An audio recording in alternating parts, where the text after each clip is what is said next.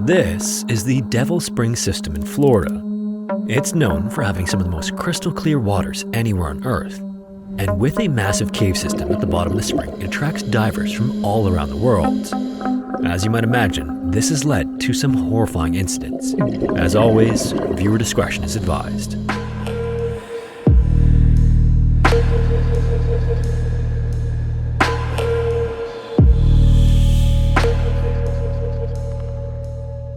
Today's video is sponsored by MyHeritage. I enjoy historical expeditions and disasters, and that's why there's such a big focus on the channel. And by extension, family history, genetics, and genealogy are topics that I also find interesting, and so I thought this was the perfect collaboration when MyHeritage reached out. With their help, I've been able to plot my family tree, and incredibly, 6 generations back all the way to my great-great-great-grandparents. After inputting my family members, MyHeritage sent me notifications indicating that it had discovered records in other family trees with matches to mine. From there, I was able to add these branches to my own to piece together all of my extended relatives. Like, for example, in a discovery on my grandfather on my mom's side, I received a match that was able to fill in all 9 of my great-grandfather's siblings. These are aunts and uncles that even my grandfather has started to forget. But beyond that, I then received another notification that linked me with another tree that contains 84,000 members.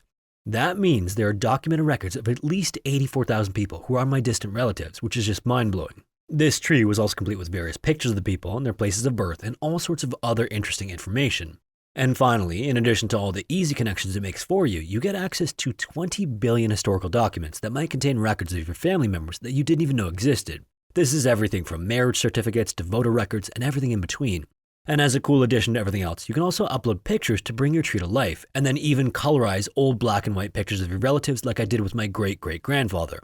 So, if you also want to discover and map your family tree, MyHeritage is offering all of you a 14-day free trial by going to the link in the description below or scanning the QR code on screen now. Once again, that's a 14-day trial completely free to check everything out by going to the link below or scanning the code on screen now. If you've been following the channel for some time, you probably know that Florida is one of the best places on Earth for both scuba diving and cave diving. Because in addition to the warm waters along Florida's coastline, Florida has an abundance of something known as karst topography. This is where much of the ground is composed of soluble rock like limestone, and over time, water sources like rain dissolve this rock. This then leads to the formation of all sorts of tunnels, sinkholes, and some of the largest caves on Earth. And so it should come as no surprise that with warm weather almost year-round and tons of caves to dive in, that there are several dive sites in the state that rank among the most dangerous dive sites on Earth. Located in Gilchrist County, just northwest of Gainesville, Florida, is a privately owned nature park called Guinea Springs. Again, there are literally hundreds of freshwater springs in the state, but Guinea Springs easily attracts some of the most visitors of any of them, often to the tune of hundreds of thousands every year. Guinea Springs was once owned by a Florida land baron for many years, but once the land baron died, his estate put the land up for sale, which attracted the attention of real estate investors.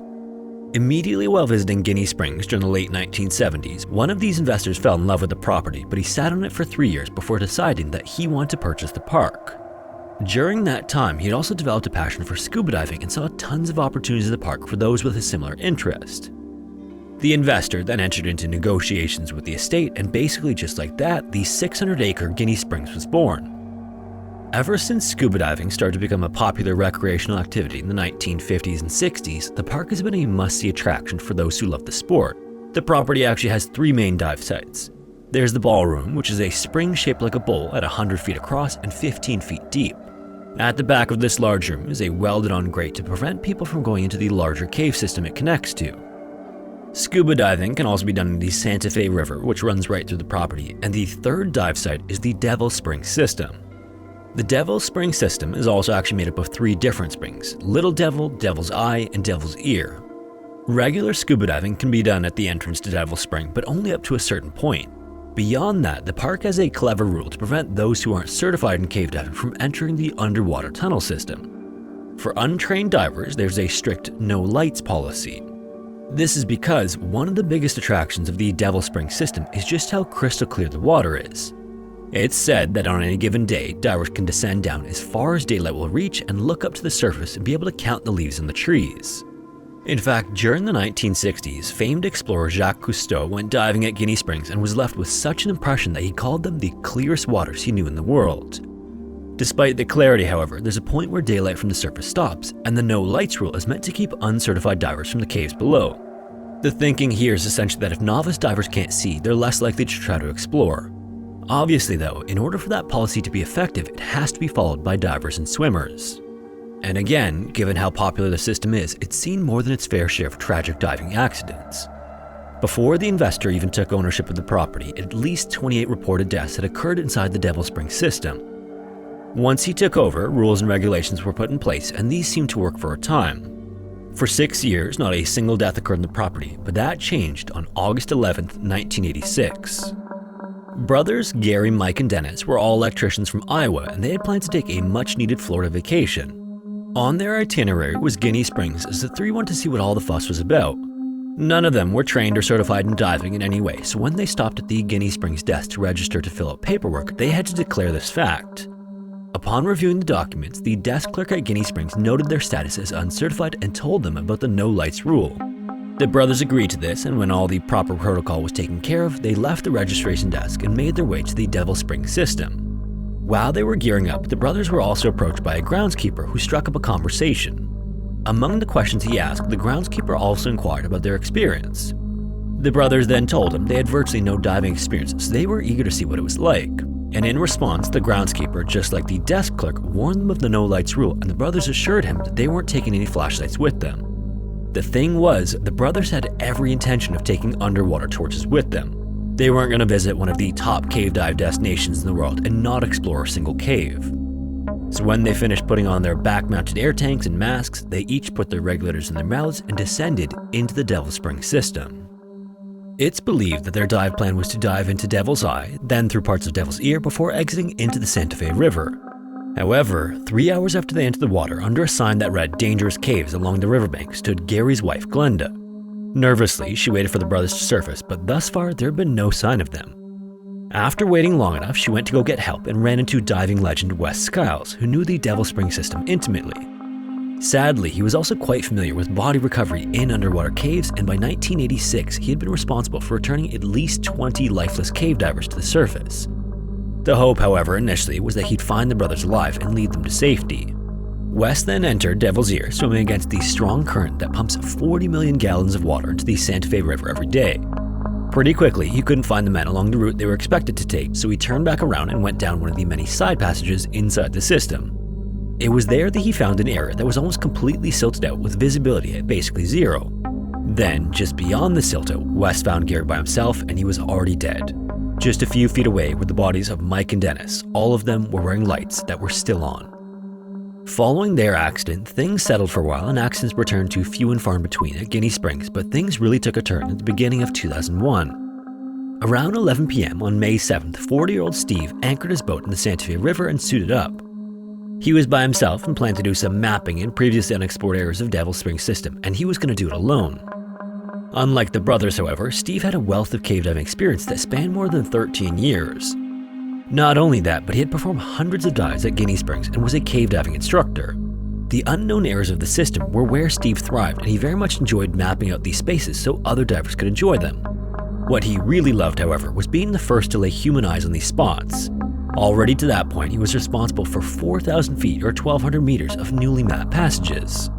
Now, just inside the system from the riverside, divers encounter an ominous sign. Considering how many times Steve had entered Devil Spring, he likely didn't even pay attention to it, but it's large with an image of a Grim Reaper. If you watched the recent Eagle's Nest video, or even if you didn't, you're probably familiar with it because it's one of the most infamous signs in all of cave diving. Essentially, it more or less says that divers should turn back to prevent their own death. But again, for divers like Steve, this was hardly consideration, so he swam right by it, aided by his handheld dive propulsion vehicle, and entered the system. The next morning, when Steve was nowhere to be found, his friends became concerned and went to look for him. Knowing that he was planning on diving Devil Spring, they hopped in a boat and headed up the Santa Fe River. What they eventually saw in the distance was Steve's empty boat that was still anchored in place where he left it. Trained and accomplished divers themselves, Steve's friends then prepared themselves to enter the cave, terrified by what they might find inside. On the way in, they passed by several air tanks that Steve had staged for his return trip out of the cave, and a sinking feeling came over them as each of the tanks were still full.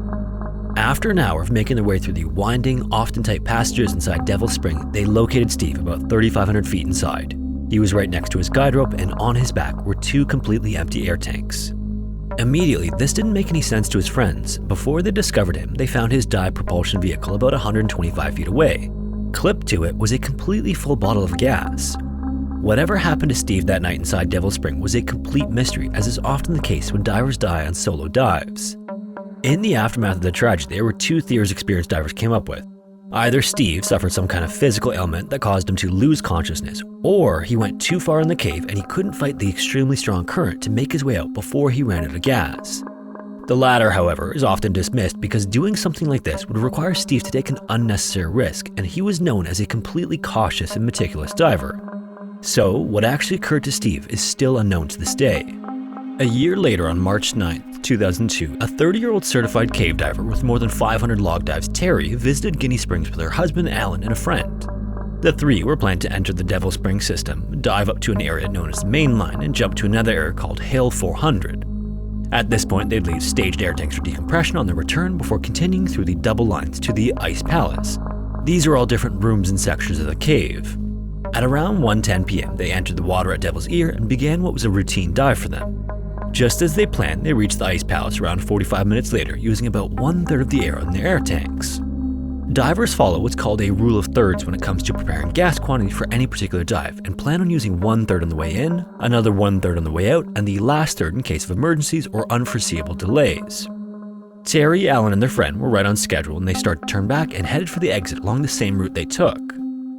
Around 2:25 p.m., they had just passed through a tight restriction known as the keyhole when Terry, who was leading the group, suddenly went vertical and turned around to her companions.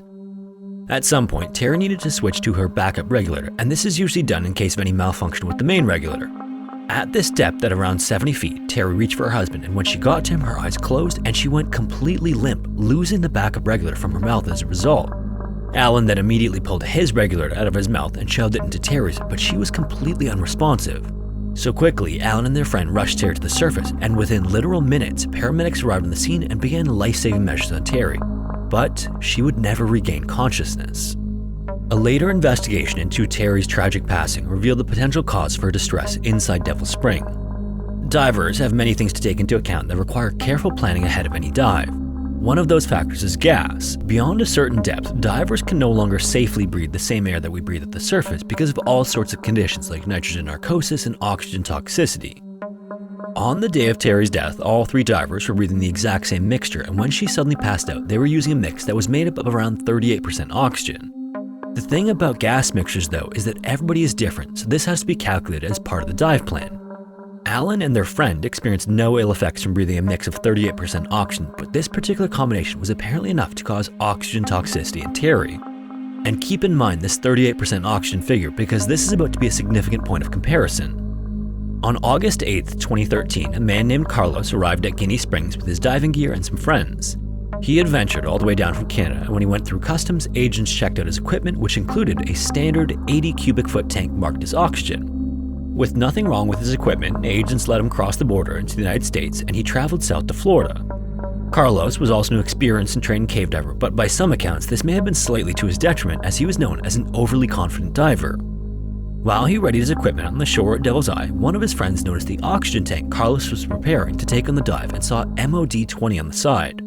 MOD stands for maximum operating depth, and the number indicates what depth that is in feet. In the case of this tank, that meant it shouldn't be used below 20 feet or 6 meters. Since their dive plan that day called for a much deeper dive than 20 feet, it was an odd tank to bring. So his friend pointed this out to Carlos, who assured the friend that the tank was improperly marked. Prior to leaving Canada, Carlos said he had filled it with surface air himself. So, satisfied with this answer, it was never brought up again among the group before the dive. After entering Devil's Eye, Carlos breathed from his tank for about 400 feet or 122 meters to a depth of about 90 feet or 27 meters. Suddenly, and without warning at that point, he began having seizures. His dive partners then rushed to help him and began the process of returning him to the surface as quickly as they could get him there. When they finally got him topside, his friends started calling for help, which was heard by others in the vicinity who rushed over to assist Carlos out of the water.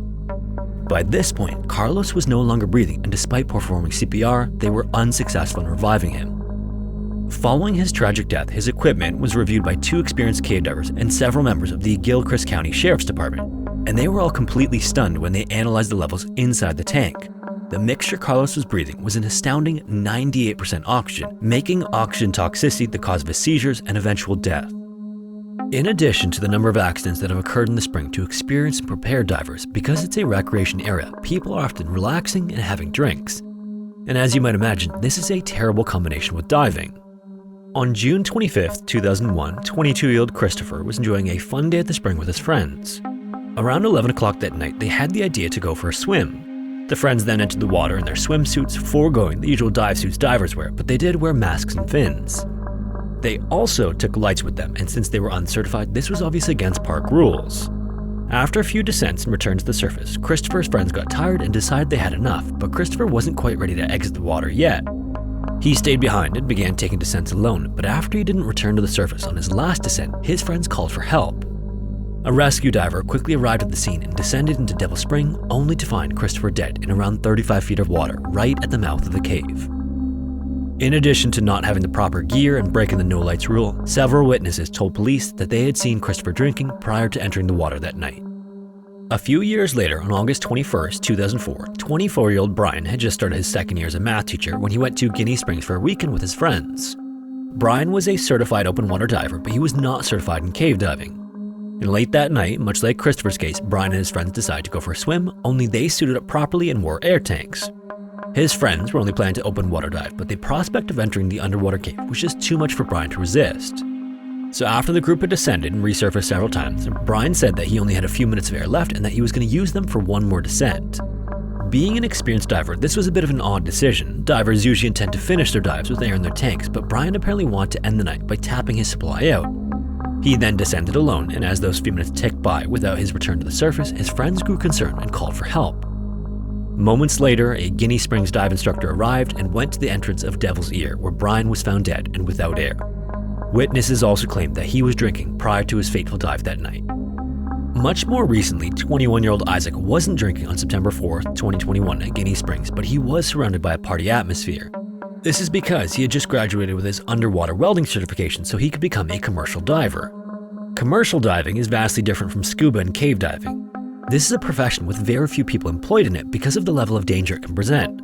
Commercial divers descend to extreme depths in the ocean to repair, install, or inspect marine structures. An example of this would be a deep-water oil rig.